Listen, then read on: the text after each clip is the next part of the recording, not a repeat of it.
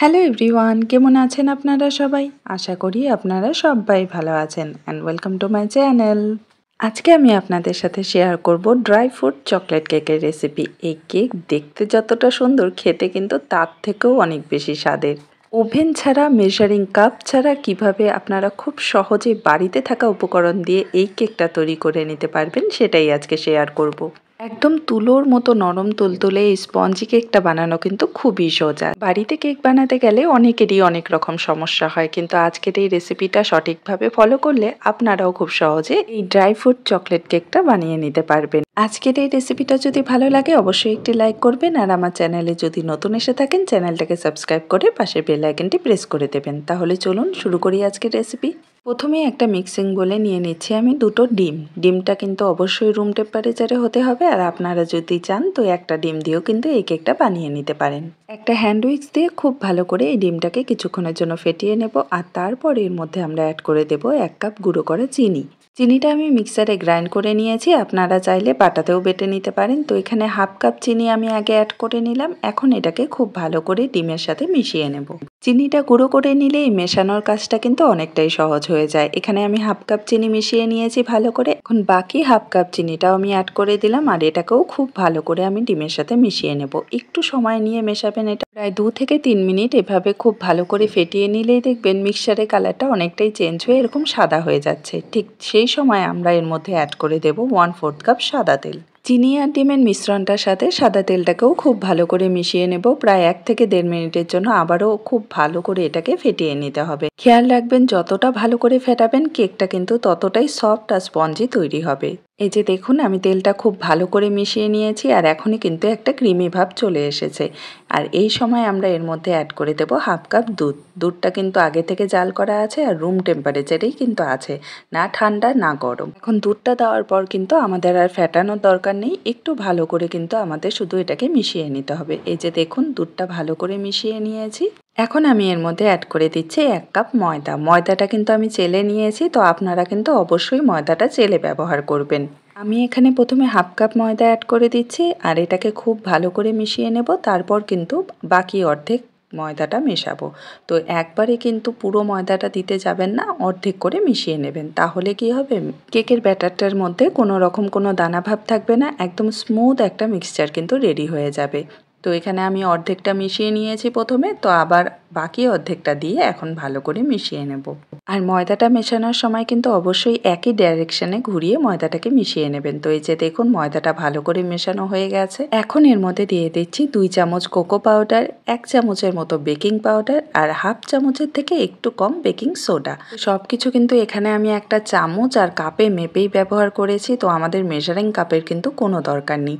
তো এখানে সব কিছু ভালো করে চেলে নিয়ে কিন্তু আমি মিক্সচারটাকে আবারও খুব ভালো করে মিশিয়ে নিচ্ছি। আর খেয়াল রাখবেন বেকিং পাউডার, বেকিং সোডা এসব অ্যাড করার পর কিন্তু কেকের ব্যাটারটাকে জোরে জোরে ফেটাবেন না, হালকা হাতে কিন্তু এটাকে ফেটাতে হবে। তো এখানে সামান্য আমি একটু লবণ দিয়ে দিলাম, আর লবণটা ভালো করে মিশিয়ে নিয়ে দিয়ে দিলাম 1 টিস্পুন ভ্যানিলা এসেন্স। 1 চামচ, চা চামচের 1 চামচ ভ্যানিলা এসেন্স দিয়ে দিলাম। সব কিছু খুব ভালো করে মিশিয়ে নিলাম, আর আমাদের কেকের ব্যাটার কিন্তু মোটামুটি রেডি। এখন আমরা এর মধ্যে অ্যাড করে দেব কিছু ড্রাই ফ্রুট। আমি এখানে কাজু, আমন্ড আর কিশমিশ এই 3 ধরনের ড্রাই ফ্রুট ব্যবহার করেছি। আপনারা নিজেদের পছন্দ মতো যে কোনো ড্রাই ফ্রুট ব্যবহার করতে পারেন। এখানে অর্ধেকটার মতো আমি ড্রাই ফ্রুট দিয়ে দিলাম, আর বাকি অর্ধেকটা রেখে দিলাম কেকটাকে পরে ডেকোরেট করার জন্য। তো ড্রাই ফ্রুটটা ভালো করে আমি কেকের ব্যাটারের সাথে মিশিয়ে নেব। আর কেকের ব্যাটারটা এখন পুরোপুরি তৈরি হয়ে গেছে। এটাকে আমরা একটা বাটিতে ঢেলে নেব। এই বাটিটার চারপাশে আমি খুব ভালো করে তেল মাখিয়ে নিয়েছি, আর বাটির ভেতরটাতে কিন্তু আমি একটা বাটার পেপার দিয়ে দিয়েছি। এতে করে কেকটা কিন্তু খুব সহজেই বেরিয়ে আসবে। কেকের ব্যাটারটা পুরোটা ঢেলে দিয়ে আমি এভাবে দুবারের মতো ট্যাপ করে নিচ্ছি, আর একটা টুথপিক দিয়ে কেকের ভেতরটা এভাবে ঘুরিয়ে দিচ্ছি। এতে করে ভেতরে যদি এয়ার বাবল থাকে সেটা নষ্ট হয়ে যাবে। আর আমরা যেহেতু কড়াইতে কেকটা বেক করব, তার জন্য কড়াইটা আমি ঢাকা দিয়ে লো ফ্লেমে 10 মিনিটের জন্য আগে থেকেই গরম করে নিয়েছি। এখন একটা স্ট্যান্ড বসিয়ে কেকের ব্যাটারটা বসিয়ে দিলাম। এখন এটাকে ঢাকা দিয়ে আমরা লো ফ্লেমে 15 মিনিটের জন্য প্রথমে কুক করে নেব। আর 15 মিনিট পর ঢাকনাটা তুলে নিয়ে আমি এর মধ্যে অ্যাড করে দেব ড্রাই ফ্রুটগুলো। তো এখানে দেখুন 15 মিনিট হয়ে গেছে। গেছে। এখন বাকি যে অর্ধেকটা ড্রাই ফ্রুট রেখে দিয়েছিলাম তো সেটা দিয়ে এভাবে খুব ভালো করে সাজিয়ে দেব। তো এই সাজানোর কাজটা যদি আমরা আগে করতাম তাহলে কিন্তু সবগুলো ড্রাই ফ্রুট কেকের ভেতরেই ঢুকে যেত। তাই এভাবে 15 থেকে 20 মিনিট পর ঢাকা তুলে যদি আপনারা সাজিয়ে দেন তাহলে কেকটা বেক হওয়ার পর কিন্তু দেখতে খুবই সুন্দর লাগে। এখন লো ফ্লেমে আবারও 25 থেকে 30 মিনিটের জন্য বেক করে নেব। আর আমি এখানে 25 মিনিট পর ঢাকনাটা তুলে নিচ্ছি, মানে টোটাল আমরা 40 মিনিট কিন্তু বেক করেছি।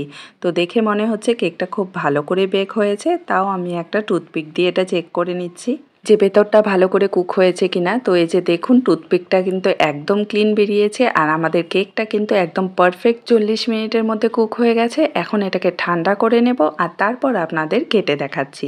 তো এই যে দেখুন কেকটা কিন্তু পুরোপুরি ঠান্ডা হয়ে গেছে আর এখন এটাকে আমরা বের করে নেব। তার জন্য একটা চাকু দিয়ে আমি সাইডগুলোকে খুব ভালো করে ছাড়িয়ে নিচ্ছি। এখন এই বাটিটার উপরে একটা প্লেট রেখে এভাবে উল্টে দিয়ে একটু ট্যাপ করে নিলেই খুব সহজেই কিন্তু কেকটা বেরিয়ে আসবে। দেখলেন তো কত সহজে কেকটা বেরিয়ে আসলো আর একদম পারফেক্টভাবে কিন্তু কেকটা তৈরি হয়েছে। এই কেকটা দেখতে যতটা সুন্দর হয়েছে খেতে কিন্তু তার থেকেও বেশি স্বাদ হবে। আর এই ড্রাই ফ্রুটে ভর্তি চকলেট কেকটা বানানো কতটা সহজ আপনারা তো দেখেই নিলেন। এখন দেরি না করে ঝটপট বানিয়ে ফেলুন বাড়িতে এই কেক। একদম নরম তুলতুলে এই স্পঞ্জ কেক কিন্তু খুব সহজেই তৈরি হয়ে যাবে। আর যেই পদ্ধতিতে আমি আজকের রেসিপিটা আপনাদের শেয়ার করলাম একইভাবে যদি আপনারাও বাড়িতে ট্রাই করেন তাহলে আমি 100% গ্যারান্টি দিয়ে বলছি যে আপনাদের তৈরি করা কেকটাও কিন্তু ঠিক একই রকম হবে, একদম পারফেক্ট। আমি আপনাদের কেকের ভেতরটা দেখাচ্ছি যে কতটা ভালো করে এটা বেক হয়েছে। দেখুন একদম পারফেক্টভাবে কিন্তু কুক হয়েছে, দারুণ স্পঞ্জি আর একদম নরম তুলতুলে। আর এই কেকের টেস্ট এতটাই ভালো যে ছোট থেকে বড় সবাই পছন্দ করবে। আজকের এই রেসিপিটা যদি আপনাদের ভালো লাগে তো আমাকে কিন্তু কমেন্টে জানাতে একদমই ভুলবেন না। দেখা হবে আপনাদের সাথে আরেকটি নতুন রেসিপি নিয়ে। ভালো থাকবেন, সুস্থ থাকবেন, বাই বাই।